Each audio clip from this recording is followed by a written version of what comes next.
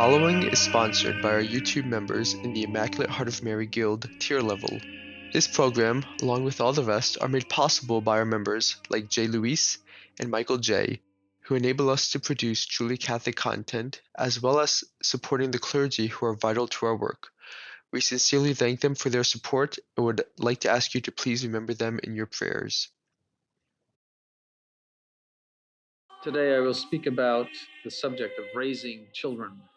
The first consideration is the family.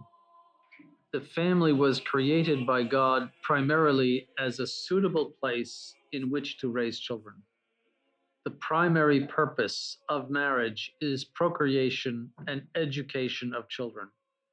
The mutual assistance and companionship of marriage is the secondary purpose of marriage.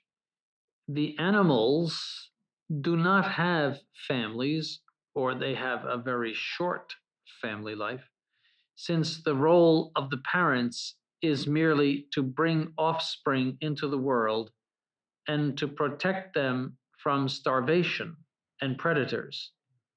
When they can defend themselves, they go away from the parents. Human beings, on the other hand, are endowed with immortal souls. Hence, they require an intense intellectual, moral, and spiritual training, which can last for 21 years or more. The family is the institution in which this intense training must take place.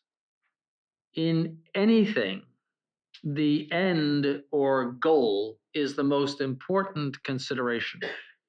In philosophy, the final cause, or the goal, is called the queen of the causes because it directs all the others. For example, you steer your car according to your destination. The athlete trains according to the goal that he wants to achieve. And the musician practices in view of playing a particular piece. So the end is actually a dictator of what we do and where we go. The goal in raising children is that they go to heaven and see God for eternity. And this is the single goal. For anything else which we desire for our children is in view of this goal and is subject to it. So even the goal of desiring the health and well-being of the child is so that he can live to serve God. Why would you bring a child into the world if you are going to train him for hell? Human beings have no other purpose for existence except to serve God. Now, this goal is completely different from the goal set by the world. The world desires a purely natural happiness for the child and proposes to give the child every possible opportunity to attain riches, pleasures, power, and fame and money. So you can see that the two ends, that of the Catholic family and that of the worldly family, are totally opposed one to the other. The goal of seeing God must be intensely desired and must be all embracing. Spending an eternity with God versus an eternity in hell is not something about which we can be indifferent or nonchalant. Rather, the parent must be truly obsessed with the goal of supernatural and eternal happiness for the child. The parent must, from the beginning, weigh his success or failure as a parent on how he or she directs and equips the child toward this goal. We pass now to the determination of the character of the child. Everyone has a character, which is an inborn, inherited set of qualities and dispositions toward a certain way of acting. Plato said that there were four great categories of characters: the irascible, the melancholic, the sanguine, and the phlegmatic. And everyone falls into one of these categories, although combinations are possible.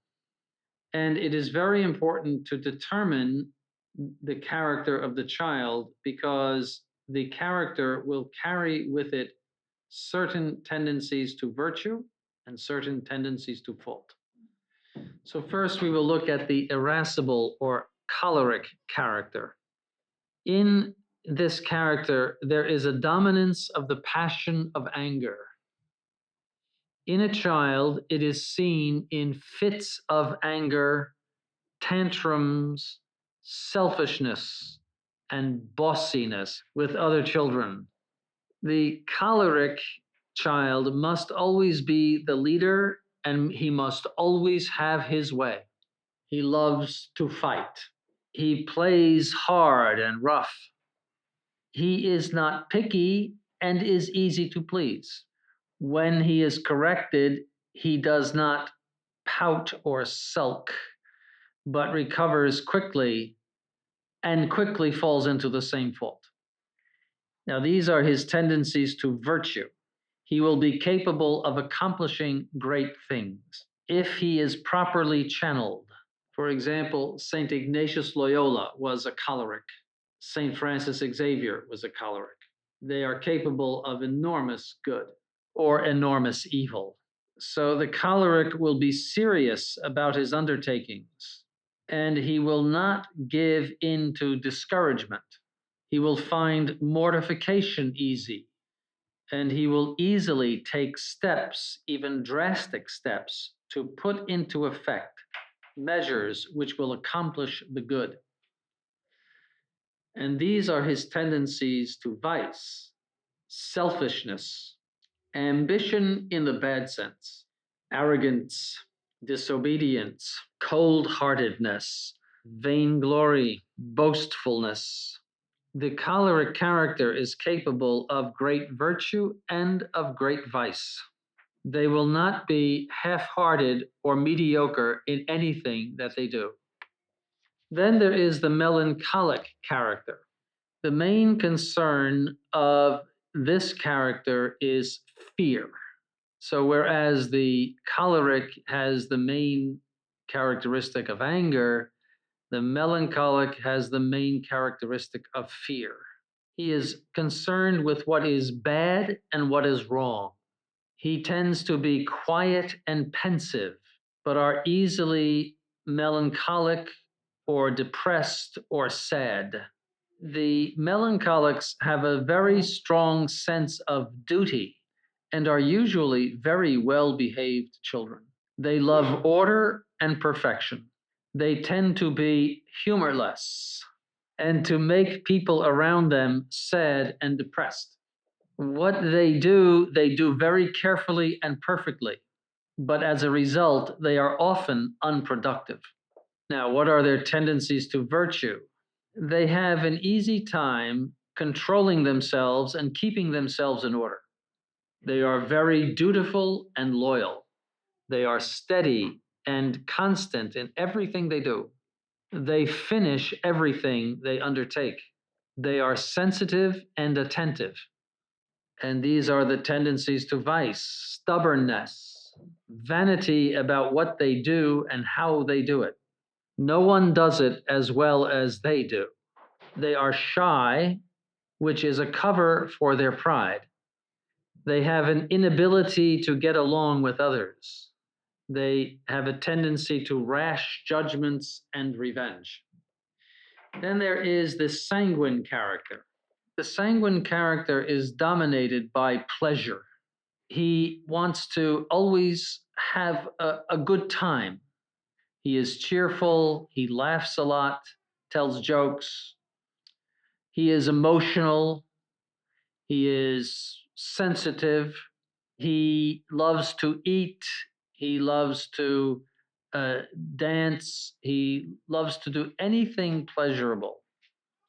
So his virtues are that he will be very personable and kind, and that he will be very popular. He will also be enthusiastic about what he does. His vices, however, are these: he will be inconstant because he is motivated by emotion mostly. He will lose interest in things when they no longer give him pleasure. He will easily abandon friendships and take up new ones. And he will always have a problem with concupiscence. He will find mortification very difficult. And then there is the phlegmatic character, which is dominated by a horror for conflict. The phlegmatic character does not want any trouble. They hate confrontations. In their virtues, they tend to get along with everyone. They are kind and easygoing. In their vices, they are unproductive. They don't finish what they start. However, they will not finish what they start, but they are very peaceful people. So a phlegmatic child will, in general, be a good child. They are very relaxed, unemotional. They don't get excited about anything. So it is important to analyze your child and say, which one of these does he have primarily? It is important to understand that these characters only give a tendency to do something. It doesn't mean that your child is a robot who will absolutely always act according to his character. So it's important to know his character because you will know how to discipline him. You will want to capitalize on his tendency to virtue, and you will want to discipline his tendency to vice. So you may have to treat one child in an entirely different manner from the way you treat another child, each according to his character. So, for example, the sanguine needs a lot of training in mortification. The choleric needs lessons in patience and forgiveness. The melancholic needs to cheer up and to not be so concerned about perfection. Very often, to seek perfection, especially in an excessive way, is a sign of pride. We should all pursue perfection in anything we do, but we should not become excessive about it. And the phlegmatic child needs to discipline his tendency to be unproductive. So that's the first thing you must do in raising your child is think about how to raise him according to his character. So now we get into the subject of raising children proper. In other words, the actual subject of how to do it. First is their corporeal upbringing. And there are three areas in this: life, food, and state. First, with regard to life, a pregnant woman is bound to avoid any activity which would endanger the life or proper development of the child. For example, excessive labor, excitement, improper food or drink, excessive anger, among other things. Her husband must also treat her properly during this time, not only physically, but also mentally, so that she is not angered or exasperated excessively. And parents must make sure that the child is protected from any harm after birth. With regard to food, mothers should nurse their children with their own milk because it is the most natural food and therefore perfectly apt for the baby. And where possible, they should not shrink from this duty for the sake of convenience, having recourse to artificial formulas. Mothers must stay at home and make regular meals for their children. The care of the home is a very important role for the wife and mother. It's their primary role as a spouse. It's only in the case of grave necessity that she should be working outside of the home. Now, with regard to their physical state, parents should take care not to treat their children too delicately. It can ruin them both physically and mentally. They should get plenty of exercise, have a good weight, should eat good but simple food, not too delicately prepared. In the United States, there is a big problem of fat, soft children, many fat teenagers. Now, with regard to their spiritual education, there are 5 categories here. First, instruction. Second, the discipline of virtue. Third, good example. Fourth, vigilance. 5, correction. So, first, instruction. Parents are required under pain of mortal sin to instruct their children in the Catholic faith. They can do this themselves, or they can confide it to a competent person, a catechist. They must teach their children from an early age the truths of the faith and basic acts of piety. They must not put off baptism too long. 2 weeks is the normal limit unless there is some extenuating reason. Next, there is the discipline of virtue. Parents are obliged to train their children in the practice of virtue. They must teach them the practice of morning and night prayers, hearing Mass, making visits to the church, the reception of penance and Holy Eucharist. They must keep them away from any evil influences, such as bad friends, bad books, bad movies, bad television, bad videos, bad video games, and any other media. That's very important today.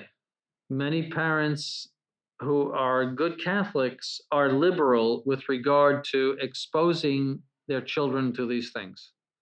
Parents must have their children learn the virtues of piety, obedience, charity, justice, sincerity, and meekness.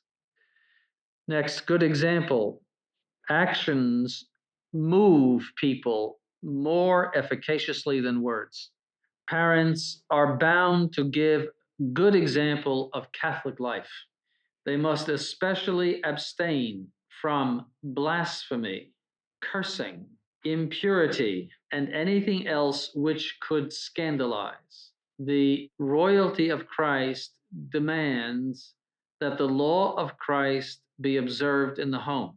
If the law of Christ is not observed in the home, then the piety given to Christ the King is insincere, and the children, imitating their parents, will become pious liberals, and they will embrace the world as they get older, and they will lose their faith. Good example is very important in the home for raising children. Number 4, vigilance. St. John Bosco said, the price of education is constant vigilance. That means that parents must always observe their children to see what they're doing or not doing. What parents should avoid is what I call volcanic discipline. A volcano blows up maybe once every 1,000 years. So also the volcanic parent will let the children do whatever they want and then occasionally blow up. And when they blow up, they will become extremely angry. They will lose all control. And this does nothing for virtue in the child.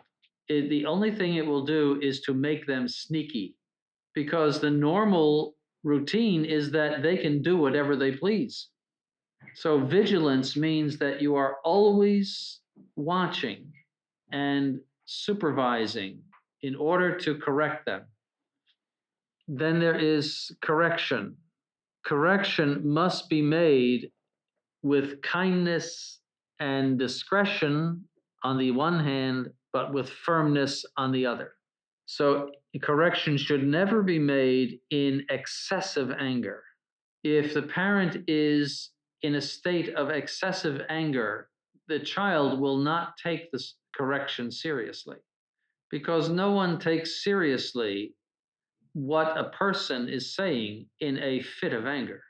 But the parent should use some anger, but an anger that he is in control of. And the correction must be made in such a way that the child knows that it is for his good. So, in that sense, it must be kind and discreet, that is, with good judgment. But on the other hand, it must be firm. They should not constantly find fault with their children. But on the other hand, if they fail to correct their children in a notable way, they sin gravely. Corporal punishment should be used when necessary. It should not be abusive, obviously, and it should never be done in passion. But there are ways to do it whereby the child will remember that what he did was wrong. It should be used only when verbal correction has failed. It should be done with moderation, but sufficiently so that it does the job. Now, the importance of authority. Parents have a natural authority from God over their children. The father has the primary and supreme authority. The mother's authority is secondary and subject to the father's. So the mother is merely carrying out the rule of the father. And there is absolutely nothing demeaning about that, because that is her role. And everyone must obey the role that he has in life. Parents must teach their children to respect the authority of the mother and father and all other authority established by God. They must respect the authority of the church, the authority of the state, the authority of teachers, and anyone else that is placed over them. Parents must teach their children that authority is one, that is, that it proceeds from the same source, namely God. Therefore, they must teach them that disobedience to any authority is a disobedience to God. Now, here are some practical points in raising your children. Do not be your child's friend in the sense that you are his equal. The parent must always remain the superior of the child.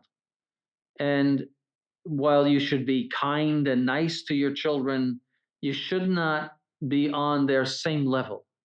When giving your child a disciplinary command, you should never say please. You should say please when you are asking your child to do something for you, like hand you a tool. But you should never say please in a disciplinary command. For example, please be good. That is very destructive, because the word please in any language means if it pleases you. This builds liberalism in the child, that I can do what I want, whatever pleases me. Always uphold the decisions of all authority. To undermine a teacher, for example, is extremely detrimental to the child.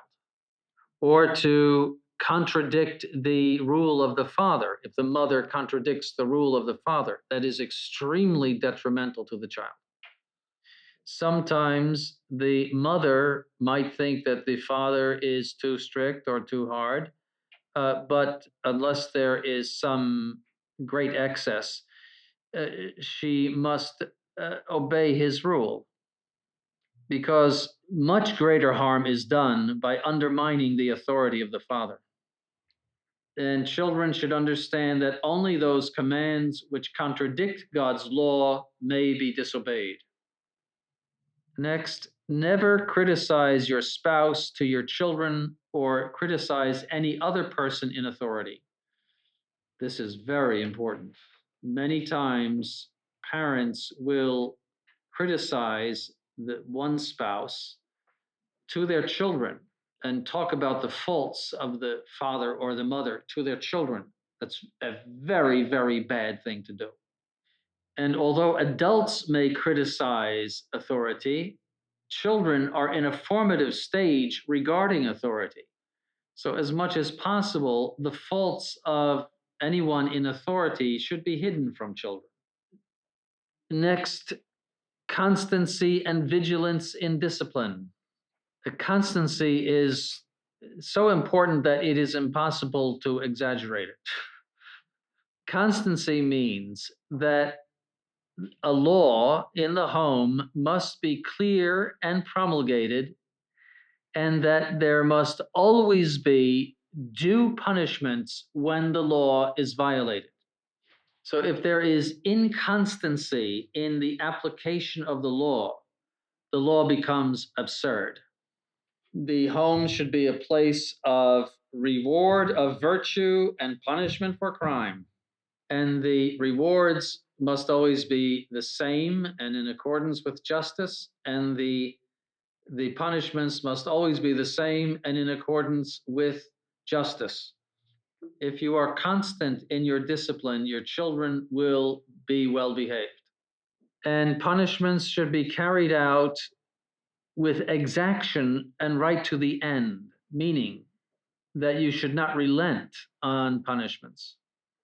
Then we pass on to the manners of children. Children must be taught to act well in public. They should stand quietly by their parents and say nothing unless they are spoken to. They should not approach or speak to adults unless they have received permission. They must not be permitted to run wild in public situations, as is very common today. They must be taught good table manners, and they must not leave the table without permission. The family meal is a very important part of family life. And unfortunately, it has to a great extent disappeared in modern life. Sitting down at the table and conversing at the table in an intelligent and orderly manner is a very important part of their discipline. Then we get to their play, recreation, and sports. Play in a child is ordered toward the formation of character. He should learn virtues in play and not vices. Children should play both physical and mental sports. You should not permit your children to play excessively. Excessive play is dissipating. It makes them lazy about duties, but most of all, it makes them immature. All they think about is play, and they grow up thinking only about play. Also, boys should play boys' games and girls should play girls' games. It deforms girls to place them in sports that are by nature very competitive and require a great deal of physical strength. This supposed equality of games between girls and boys has come through feminism. Boys play strong games because they are boys, and girls should be playing games that form their feminine character. Children should be given household duties to perform, and they should not be permitted to become obsessed with play. They should not be permitted to idolize sports figures. So they should not put up pictures of soccer players in their room.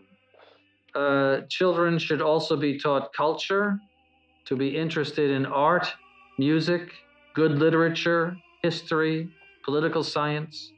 They should be taught to sing and play an instrument. They should be taught useful skills. Boys should be taught gardening, mechanics, carpentry, hunting, fishing, fixing things. Girls should be taught sewing, cleaning, cooking, embroidery, canning. And finally, parents should avoid child worship.